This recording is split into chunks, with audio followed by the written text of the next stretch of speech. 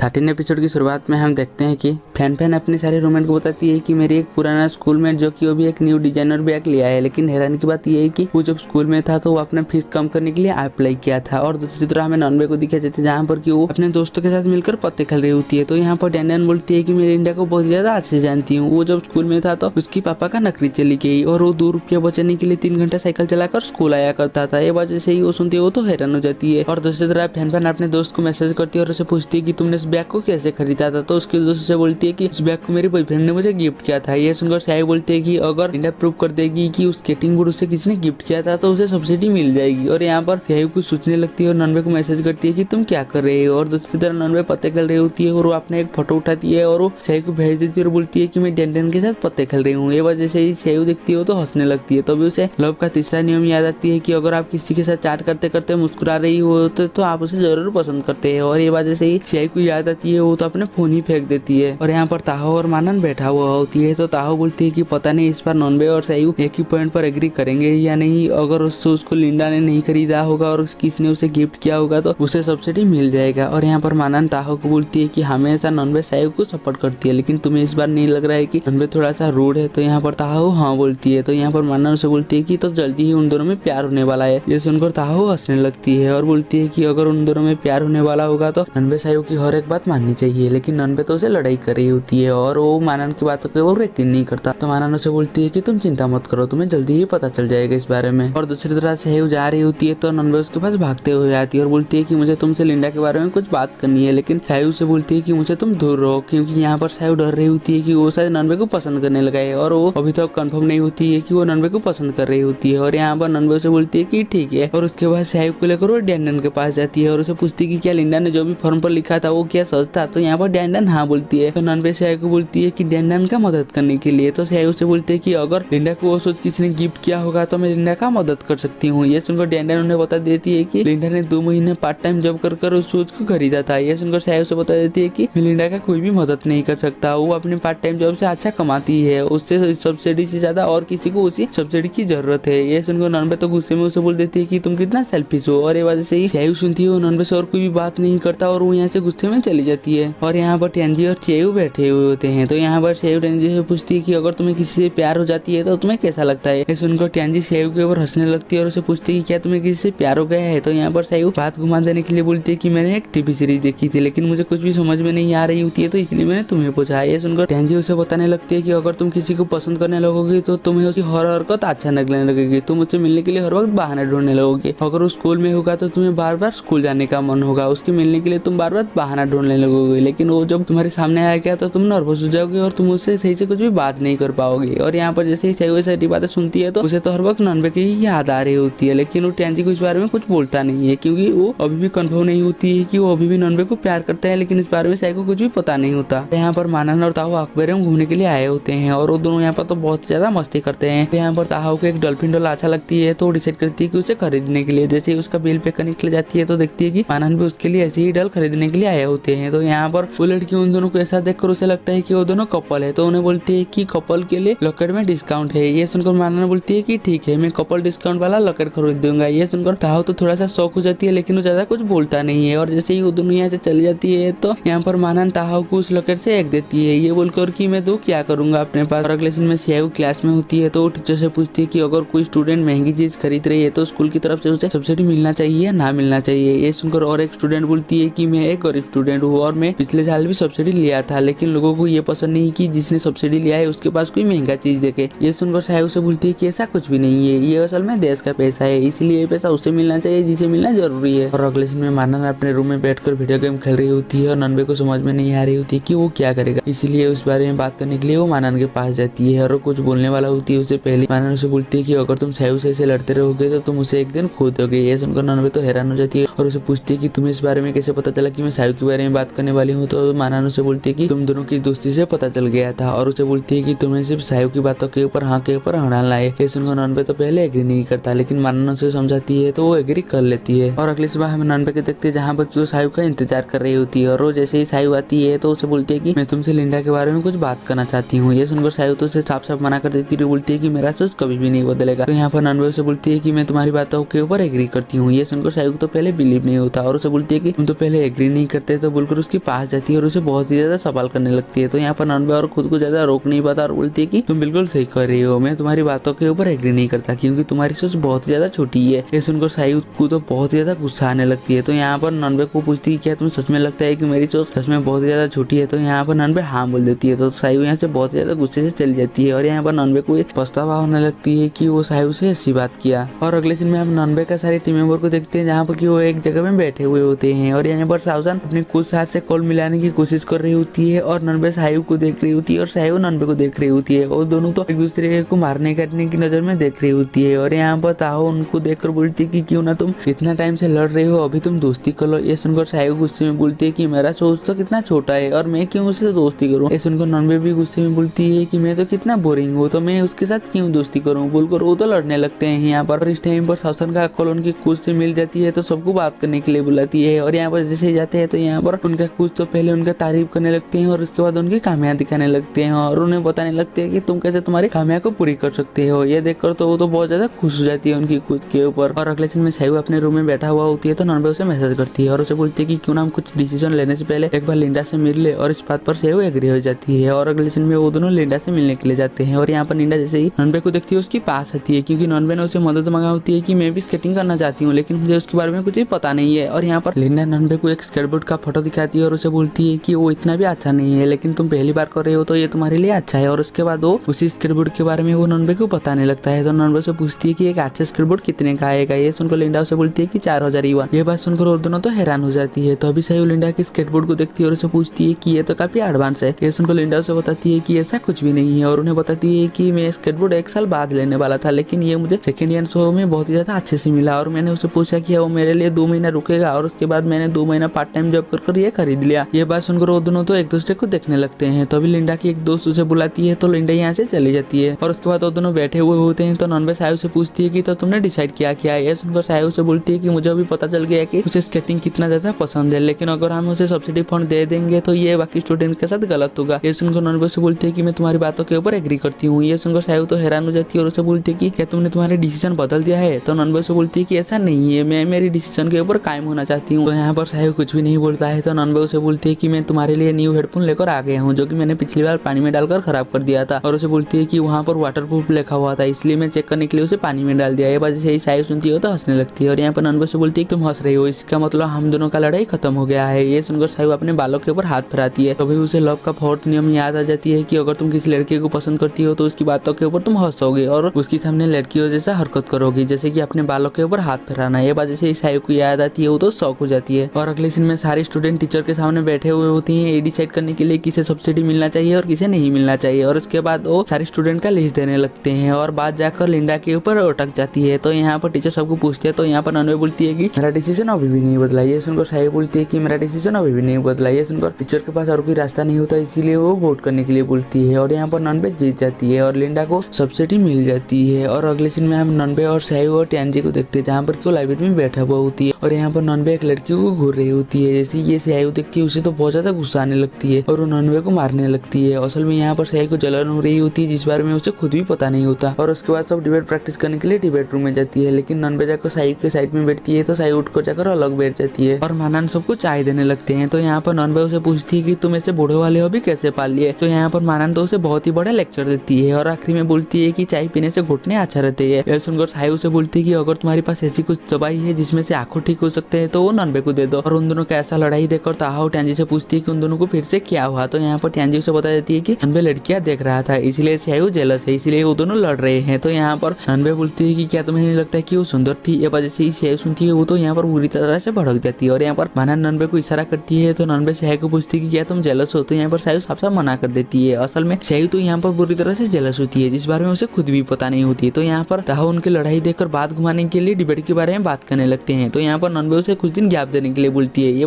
वजह से ही साहिब सुनती है वो तो फिर से भड़क जाती है नॉनवे के ऊपर। यहाँ पर नॉनवे बोलती है कि ऐसे भी सुंदर चीज किसे पसंद नहीं है, मेकअप के बाद भी मेकअप की पहले भी। ये वजह से ही साहिब सुनती है उसे पूछती है कि तुम तो पहले बता रहे थे कि तुम्हें बिना मेकअप की लड़कियां पसंद है। ये सुनकर नॉनवे बोलती है कि उस टाइम पर सब के बारे में मुझे कुछ भी पता नहीं था और वो दोनों लड़ने लगते हैं। तो यहाँ पर मानन उन्हें रोकती है और बोलती है कि इस उम्र में मेकअप करना था कॉमन बात है। ये सुनकर साहिब और टैंजी बोलती है कि हम तो मेकअप नहीं करते। तो यहाँ पर ताहाओ कुछ भी नहीं बोलता है। तो वो ताहाओ की पूछती है कि क्या तुमने मेकअप किया है। तो ताहाओ हाँ बोलती है और यहाँ पर टैंजी और साहिब बोलती है कि हम तो मेकअप नहीं करते। तो यहाँ पर नॉनवे खड़ा हो जाती है और सायु को पूछती है कि अगर तुम जिसी को पसंद करते हो उसका अटेंशन पाने के लिए क्या मेकअप नहीं करोगे। तो यहाँ पर सायु साफ साफ मना कर देती है। तो यहाँ पर नॉनवे बोलती है कि अगर मुझे कोई पसंद आ गया है तो मैं अच्छे अच्छे कपड़े पहनूंगा। और वो खड़ा हो जाती है और अपने जेब के ऊपर हाथ डाल लेती है और बोलती है कि मैं अपने जेब पर हाथ डालकर उसके आगे पीछे घूमूंगा। और वो सायु के पास जाती है और सायु को देखने लगती है और उसे बोलती है कि मैं उसे पूछूंगा, ये सुंदरी तुम कैसी हो। ये बात जैसे ही सायु सुनती है वो तो गुस्से में नॉनवे को देखती है और उसे बोलती है कि क्या तुम पागल हो। ये बात जैसे ही नॉनवे सुनती है वो तो गुस्से में आ जाती है और वो आकर अपनी सीट में बैठ जाती है। और यहीं पर हमारी एपिसोड खत्म हो जाती है। हम मिलेंगे जल्दी ही नेक्स्ट एपिसोड में।